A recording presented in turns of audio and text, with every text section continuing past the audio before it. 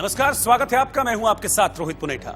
आपके लिए लाया हूं देश और दुनिया भर की खबरें बिना किसी लाग लपेट के। आप बस मेरे साथ 60 मिनट तक बने रहिए, आंख कान खोल के। सबसे पहले 4 बड़ी खबरें हम आपको दिखाते हैं। राष्ट्रीय मानवाधिकार आयोग ने कानपुर के सरकारी शेल्टर होम में 57 लड़कियों के कोरोना पॉजिटिव और 7 लड़कियों के गर्भवती मिलने के मामले में यूपी के चीफ सेक्रेटरी और राज्य के डीजीपी को नोटिस जारी कर जवाब तलब किया है। जवाब दाखिल करने के लिए 4 हफ्तों की मोहलत दी गई है। कांग्रेस के पूर्व अध्यक्ष राहुल गांधी ने एक अखबार की कतरन का हवाला देते हुए ट्वीट कर मोदी सरकार पर निशाना साधा है। उन्होंने अपनी ट्वीट में लिखा है कि चीन हमारे सैनिकों की हत्या कर रहा है, चीन हमारी जमीन पर कब्जा कर रहा है। ऐसे तनावपूर्ण हालात में भी चीन की मीडिया प्रधानमंत्री मोदी की तारीफ क्यों कर रही है? पिछले हफ्ते गलवान घाटी में हुई हिंसक झड़प के बाद तनाव कम करने के लिए भारत और चीन के बीच लेफ्टिनेंट जनरल स्तर की दूसरे दौर की वार्ता चल रही है। रिपोर्ट के मुताबिक भारत ने चीन को दो टूक कहा है कि एलएसी पर जैसी स्थिति 5 मई के पहले थी वैसी ही होनी चाहिए। यानी कि भारत ने साफ शब्दों में कह दिया है कि चीन अपनी सीमा में वापस लौट जाए। और सुशांत सिंह सुसाइड केस की पड़ताल में जुटी मुंबई पुलिस ने अब तक 17 लोगों से पूछताछ कर ली है। सूत्रों के मुताबिक पुलिस को यह अहम जानकारी मिली है कि सुशांत की मैनेजर रही दिशा ने अपनी जान देने से पहले सुशांत से 2 बार फोन पर बात की थी। इस बातचीत का पता लगाने के लिए सुशांत और दिशा के फोन को फॉरेंसिक लैब में भेजा गया है। उत्तराखंड में चीन बॉर्डर पर भारत की तैयारियों को झटका लगा है। उत्तराखंड के पिथौरागढ़ जिले में मुनस्यारी मिलम रोड पर एक भारी भरकम मशीन ले जा रहा ट्रक एक पुल से गुजरते हुए खाई में गिर गया। धापा के पास सेनर नाले पर बना पुल ट्रक की ओवरलोडिंग की वजह से पूरी तरह से टूट गया। इस हादसे में 2 लोग गंभीर रूप से घायल हो गए। इन दिनों चीन बॉर्डर को जोड़ने वाली मिलम रोड पर काम तेजी से चल रहा है, जिसके लिए भारी भरकम मशीनों को बॉर्डर पर ले जाया जा रहा है। ये ब्रिज टूटने से चीन सीमा पर जाने वाले जवानों को मुश्किल आ सकती है।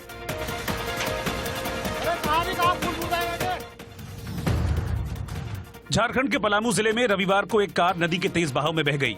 इलाके की मलय नदी में अचानक बरसाती पानी छोड़ दिए जाने से बाढ़ आ गई। इस दौरान एक मंदिर में शादी कर लौट रहे दूल्हा दुल्हन की कार सड़क पर एक पुलिया पार करने के दौरान तेज बहाव के कारण पानी में बह गई। ग्रामीणों ने करीब 1 घंटे तक काफी जद्दोजहद के बाद कार में सवार दूल्हा दुल्हन समेत सभी लोगों को बचा लिया।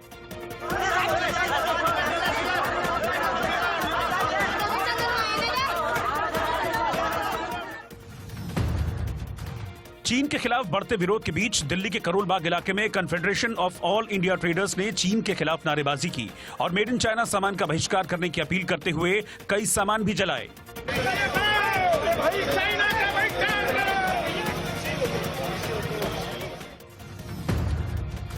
जम्मू में डोगरा फ्रंट ने भारत चीन गतिरोध पर जारी सियासत का विरोध करते हुए प्रदर्शन किया और चीन के खिलाफ नारेबाजी कर अपना विरोध जाहिर किया। Indian army, China, China, China. देश में पेट्रोल डीजल की लगातार बढ़ती कीमतों के खिलाफ दिल्ली में एनएसयूआई कार्यकर्ताओं ने सरकार का विरोध किया। इस दौरान प्रदर्शनकारियों ने कार को रिक्शे से खींचकर महंगे तेल पर नाराजगी जाहिर की।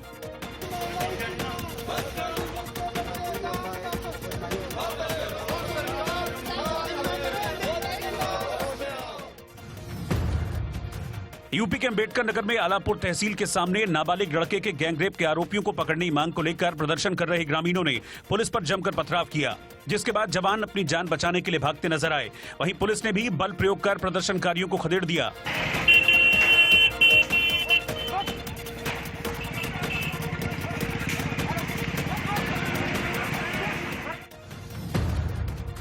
गुजरात के कच्छ में जोरदार बारिश होने से कई इलाकों में कमर तक पानी भर गया, जिसकी वजह से कई घर और गाड़ियां पानी में डूब गए।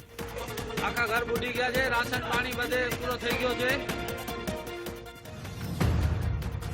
राजस्थान के बाड़मेर में बालोतरा इलाके में एक मोबाइल रिपेयरिंग की दुकान में हुए विवाद के बाद एक युवक ने जमकर तोड़फोड़ की, जिसके बाद दुकान में मौजूद लोगों ने भी युवक के साथ मारपीट कर उसे दुकान से बाहर निकाल दिया।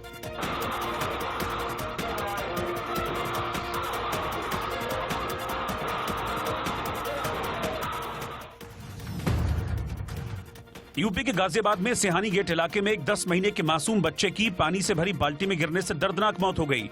घर वालों ने बताया कि बच्चे की मां ने घर में पोछा लगाने के लिए बाल्टी में पानी भरा था, जिसमें गिरकर बच्चे की मौत हो गई।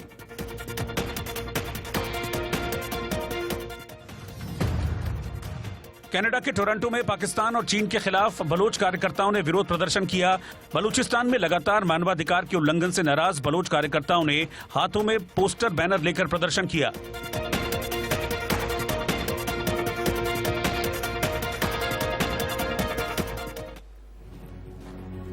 सुप्रीम कोर्ट ने कोरोना संकट के बीच ओडिशा के पुरी में कल होने वाली जगन्नाथ यात्रा को शर्तों के साथ मंजूरी दे दी है।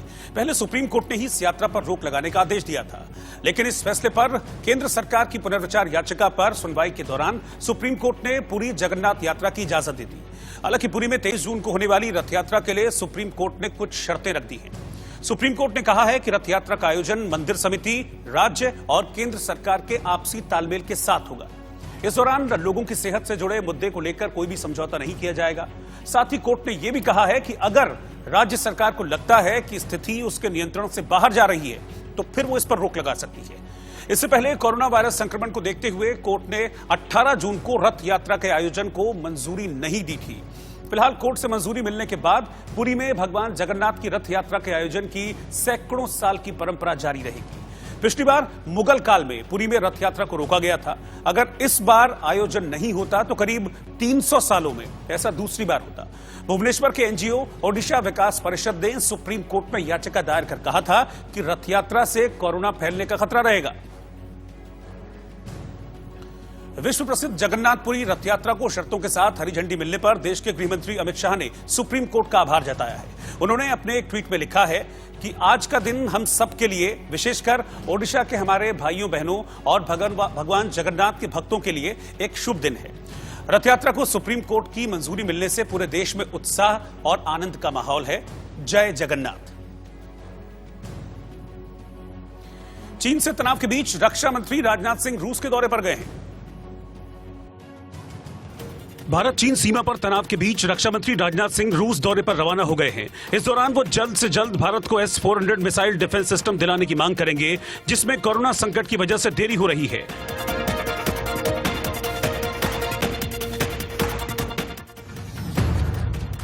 पाकिस्तान में भारतीय उच्चायोग के 5 अधिकारी अटारी वाघा बॉर्डर के रास्ते भारत आ गए। इनमें 2 वो अधिकारी भी शामिल हैं जिन्हें पाकिस्तान में सड़क हादसे के झूठे मामले में फंसाकर प्रताड़ित किया गया था।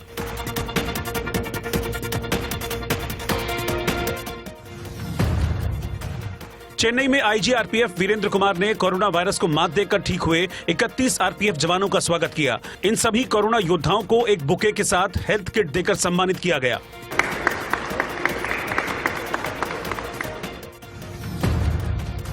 बेंगलुरु में श्री रविशंकर गुरुजी आश्रम, कांतिरवा इंडोर स्टेडियम और कोरामंगला इंडोर स्टेडियम को कोरोना केयर सेंटर में तब्दील कर दिया गया है, जहां कोरोना वायरस से पीड़ित मरीजों की देखभाल की जाएगी।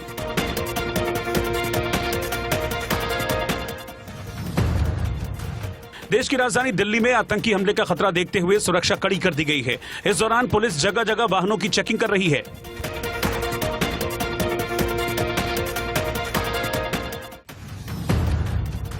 हैदराबाद में तेलंगाना बीजेपी के प्रदेश अध्यक्ष बंडी संजय कुमार को प्रदर्शन के दौरान हिरासत में ले लिया गया। वो स्वास्थ्य अधिकारी के दफ्तर के बाहर प्रदर्शन कर रहे थे।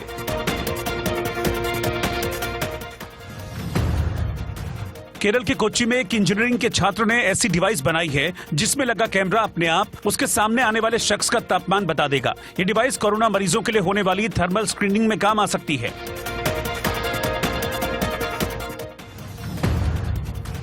पंजाब के लुधियाना में जीटीबी अस्पताल के बाहर स्वास्थ्य कर्मियों ने प्रदर्शन किया। ये कर्मचारी कोरोना मरीजों के इलाज के लिए उपकरण नहीं होने से नाराज हैं।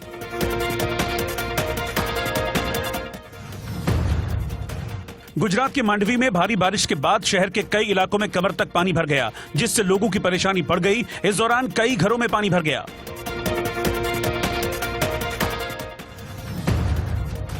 मुंबई के घाटकोपर में महाराष्ट्र नवनिर्माण सेना के कार्यकर्ताओं ने चीन के खिलाफ प्रदर्शन किया।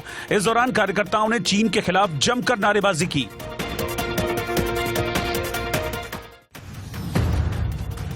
कारोबारी हफ्ते के पहले दिन सोमवार को शेयर बाजार हरे निशान पर बंद हुआ। सेंसेक्स 179 अंकों की बढ़त के साथ 34,911 पर बंद हुआ। वहीं निफ्टी 66 अंक ऊपर 10,311 पर बंद हुआ। सुशांत सिंह राजपूत की खुदकुशी के बाद बॉलीवुड में आया भूचाल थमने का नाम नहीं ले रहा है। दिग्गज गायक सोनू निगम ने एक बार फिर से एक वीडियो जारी कर सनसनी फैला दी है। इस बार उन्होंने सीधे सीधे टी सीरीज के मालिक भूषण कुमार पर उंगली उठा दी।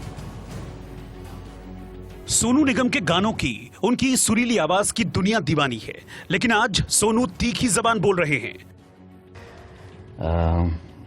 लातों की भूत बातों से नहीं मानते हैं ना। शराफत की भाषा सबको समझ में नहीं आती। सोनू निगम ने टी सीरीज और उसके मालिक भूषण कुमार पर गंभीर आरोप लगाए हैं। आरोपों पर इंडिया न्यूज ने उनकी प्रतिक्रिया जानने की कोशिश की, लेकिन लॉकडाउन की वजह से वो दुबई में फंसे हैं और वहीं से वीडियो मैसेज के जरिए माफिया पर लगातार हमला बोल रहे हैं। इससे पहले भी सोनू निगम सुशांत सिंह राजपूत की खुदकुशी के बाद बॉलीवुड के दिग्गजों पर भाई भतीजावाद पर हमला बोल चुके हैं। सोनू के टी सीरीज पर ताबड़तोड़ हमले के बाद कई कलाकार भी उनके साथ आ गए हैं। सुशांत सिंह की मौत के बाद से ही बॉलीवुड को लेकर कई सवाल उठ रहे थे, लेकिन सोनू निगम के आरोपों ने म्यूजिक इंडस्ट्री को भी कटघरे में खड़ा कर दिया है। सुशांत की मौत के बाद बॉलीवुड गलियारे में बवाल मचा हुआ है। पहले सोनू ने जबान खोली, अब सिंगर मोनाली ठाकुर भी सोनू निगम के समर्थन में आ गई है।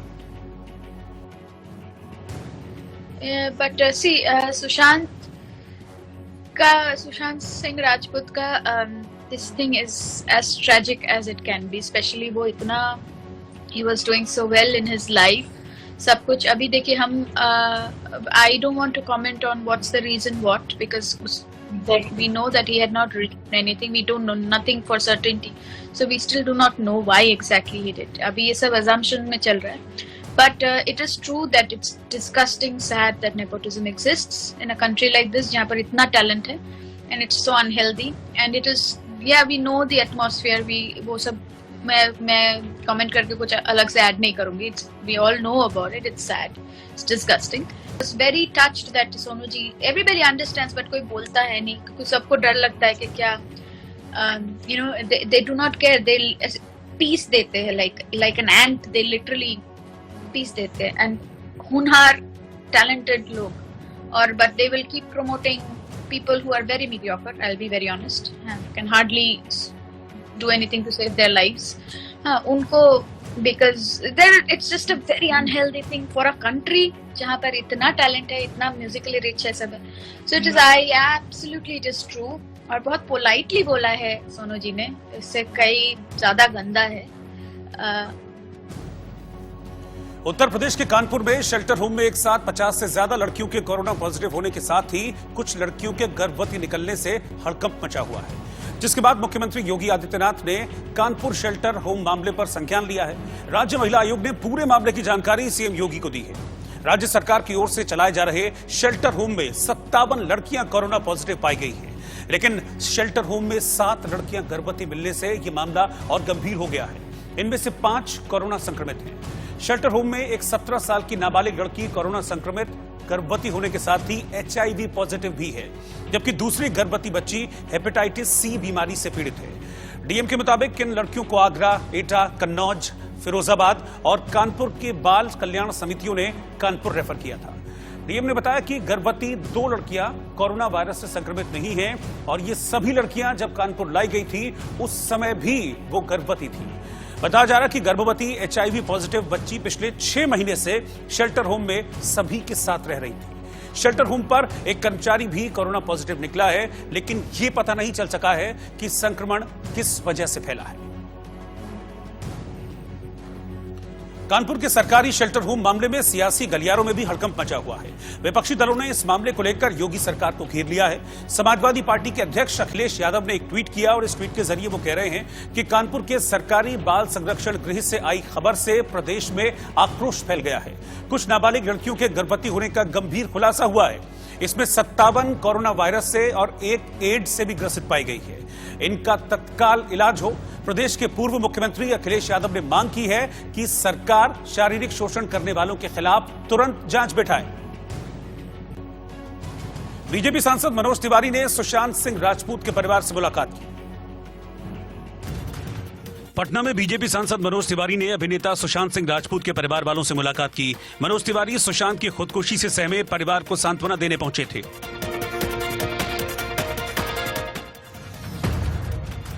मुंबई के घाटकोपर में गलवान घाटी में हुई हिंसा में शहीद जवानों को श्रद्धांजलि दी गई। इस दौरान चीन में बने सामान का बहिष्कार करने की अपील की गई।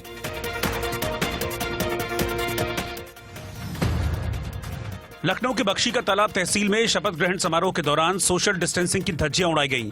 इस दौरान बीजेपी विधायक सहित कई नेताओं ने एक दूसरे को फूलों की माला पहनाई।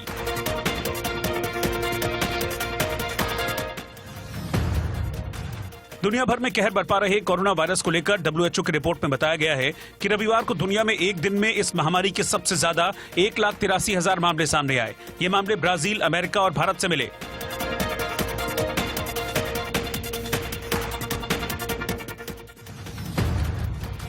अभिनेता जॉन इब्राहिम ने एक वीडियो संदेश दिया है जिसमें उन्होंने कोरोना पॉजिटिव लोगों की हौसला अफजाई की है। सब कुछ बदल गया है, चीजें पहले जैसी नहीं रही है, परेशानियां हैं, मजबूरियां हैं, इस सब ने हमें बहुत सताया है और थोड़ा सिखाया भी है। भारत के साथ सीमा विवाद बढ़ा रहा नेपाल अब बिहार की मुश्किलें भी बढ़ा रहा है। नेपाल सरकार ने बिहार बॉर्डर पर पूर्वी चंपारण के ढाका अनुमंडल में लाल बकेया नदी पर बन रहे तटबंध को दोबारा बनाने का काम रुकवा दिया है। ये जानकारी बिहार के जल संसाधन मंत्री संजय कुमार झा ने दी है। संजय झा ने बताया है कि नेपाल गंडक बांध के लिए मरम्मत कार्य की इजाजत नहीं दे रहा है। उसके उधर करीब 36 गेट है और 18 गेट नेपाल साइड में, और उसमें जो फ्लड फाइटिंग का मटेरियल है वहां उन्होंने बैरियर लगा रखा जो आज तक कभी नहीं हुआ, और कोई मटेरियल उधर जा नहीं सकता। तो कल भी करीब 1.5 लाख क्यूसेक से ज्यादा पानी गंडक बराज से निकला। तो ये एक समस्या हम लोगों के लिए है और सीरियस समस्या है। को आश्चर्य हो रहा है कि अभी जो है मानसून शुरू हो चुका है। हमने केवल पटना राजधानी की देखी कि किस प्रकार से जल जमाव हुआ। हम ये दावे के साथ कहते हैं जो 36 गेट में से जो 18 गेट अपने बिहार में है, 18 गेट जो नेपाल में है, यहाँ काम रुका हुआ है और अभी ये जागे हैं। 15 साल से मुख्यमंत्री नीतीश कुमार जी हैं, इनकी सरकार है, डबल इंजन की सरकार है, और ये मानसून जब शुरू हो गया तब ये पत्र लिख रहे हैं। इतने दिनों से ये कर क्या रहे थे? और आंख कान खोल के मैं फिलहाल वक्त हो गया छोटे से ब्रेक का, लौटने कुछ ही देर में वापस। दर्शकों के लिए एक अच्छी खबर, इंडिया न्यूज और पेटीएम फर्स्ट गेम्स मिलकर एक क्विज लेकर आ रहे हैं। इस क्विज में आपसे रोज इंडिया न्यूज के शाम 7 बजे, रात 8 बजे और रात 9 बजे के बुलेटिन में सवाल पूछे जाएंगे। इसके जवाब पेटीएम फर्स्ट गेम्स पर देने वाले लकी विजेताओं को पेटीएम फर्स्ट गेम्स ऐप के जरिए 10 लाख रुपए तक का इनाम दिया जाएगा। आज का सवाल क्या है वो हम आपको दिखा रहे हैं। आज का सवाल है, आधार कार्ड जारी करने वाली अथॉरिटी का नाम क्या है? अब ऑप्शंस हैं ए CSC, B CBDT, C UIDAI या D BC।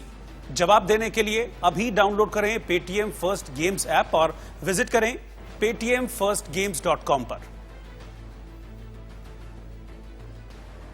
और आगे बढ़ रहे हैं। बॉक्सिंग का खेल पूरे वर्ल्ड में फेमस है। बॉक्सिंग रिंग में जब दो मुक्केबाजों के बीच एक्शन होता है तो करोड़ों फैंस दिल थामे वो मुकाबला देखते हैं। मुक्केबाजी तो इस वीडियो में भी हो रही है, लेकिन मुक्केबाजी का ये मुकाबला जरा हटके है। इस मैच में रिंग नहीं है और मुकाबला चल रहा है दो कंगारुओं के बीच। मुक्केबाजी के इस मैच में नियम भी अलग हैं। ये फ्री स्टाइल मैच ज्यादा दिखाई दे रहा है क्योंकि यहां मुक्कों के साथ लात भी चल रही है। क्यों है ना मजेदार ये कंगारुओं की मुक्केबाजी? आप भी देखिए और मजे लीजिए।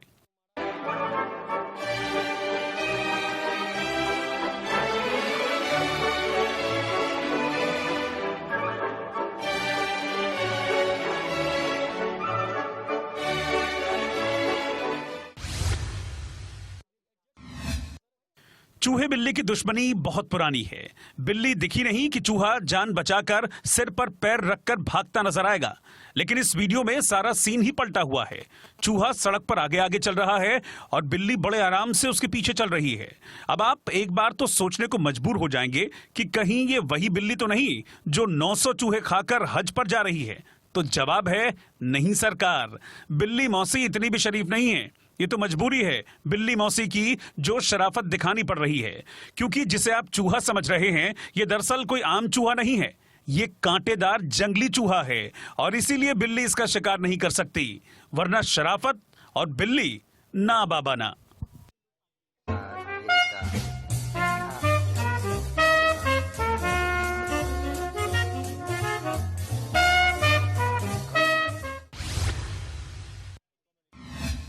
जब आप सड़क पर कहीं जा रहे होते हैं तो कई बार आवारा कुत्ते यूं ही भौंकने लगते हैं। ज्यादातर लोग उनके भौंकने पर ध्यान न देकर अपने रास्ते बढ़ चलते हैं, क्योंकि कुत्ते का तो काम ही भौंकना है और समझदारी का तकाजा भी यही कहता है। लेकिन वीडियो में दिख रहे इन पहलवान जैसे साहब को कुत्ते को सबक सिखाना था, तो घुमा दी लात कुत्ते को मारने के लिए।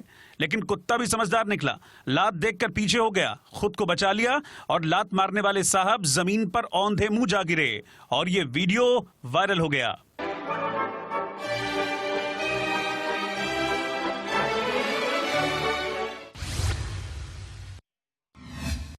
बचपन कमाल और शानदार होता है। खिलौने महंगे हों या फिर सस्ते, उसका खुशी पर कोई असर नहीं पड़ता। पत्थर, लकड़ी, टायर और न जाने कितनी ही चीजें हैं जिन्हें बचपन अपने मनोरंजन का साधन बना लेता है। इस वीडियो को देखिए। एक बुजुर्ग महिला छोटे छोटे पत्थरों को हाथ पर अलग अलग अंदाज में उछालकर जमीन पर रख रही हैं। उनके साथ एक बच्ची भी बैठी है जो उन्हें ऐसा करता देख खिलखिलाकर हंस रही है। दादी के चेहरे की मुस्कान भी बता रही है कि इस खेल से उनके बचपन की कितनी यादें जुड़ी हुई हैं। याद आ गया ना आपको भी पिट्ठू या फिर वो 5 छोटे छोटे पत्थरों को उछाल कर खेलने वाला खेल जो लगभग सभी ने अपने बचपन में खेला होगा। 네, 원래 이거가.